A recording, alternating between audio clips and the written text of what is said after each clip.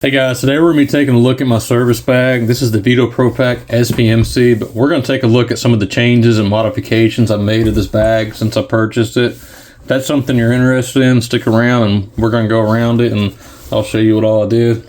Over on the right side, I did away with the little drill holster that came with the bag.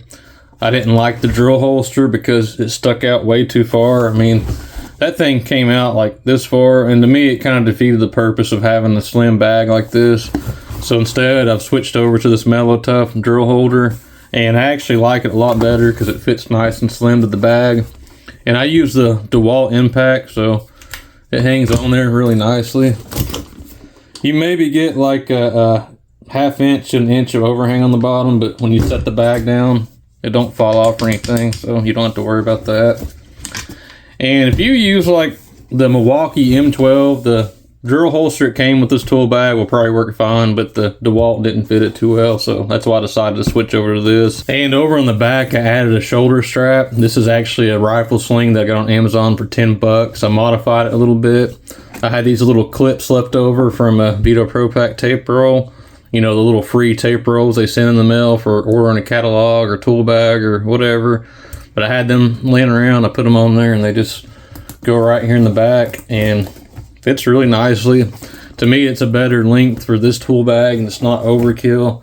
I had one of the Veto Pro Pac straps, but it's overkill for that bag. And over on this side, I got the Mellow Tough magnetic storage clip. It kind of works the same way that the other clip works. You just clip it on there. It stays in place pretty nicely. But the reason I decided to use this instead of that little storage pouch thing that goes on the outside is because I don't really like my tools on the outside of the bag. A lot of people like that, and you know, it's kind of convenient having it, but I didn't like all the bulk of the accessories. To me, these two accessories fit a lot slimmer and closer to the bag, so that's the main reason. But the magnet on this thing is pretty powerful. Just to give you an idea, I can pull that bag around.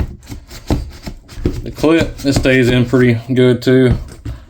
You have to kind of pull pretty hard to get that off through. Another thing I did to this bag was I did away with the factory zipper pulls and I put these little Paracord zipper pulls. There was nothing wrong with the factory zipper pulls, the metal ones. I just wanted the Paracord.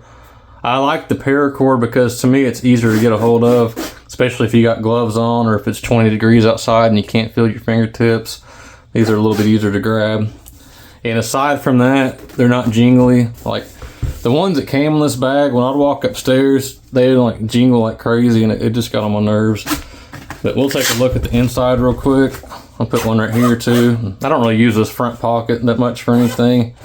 But here's some of the tools I keep in this bag. I already did a loadout and it's pretty much the same tools. I've changed it up a little bit, but just basic tools. I got side cutters in here, a pliers wrench, some needle nose pliers, you know, wire strippers, some pump pliers, and then I got my meter, ratchet, and an 11-1, a Phillips, a flathead, and then some precision screwdrivers on that side.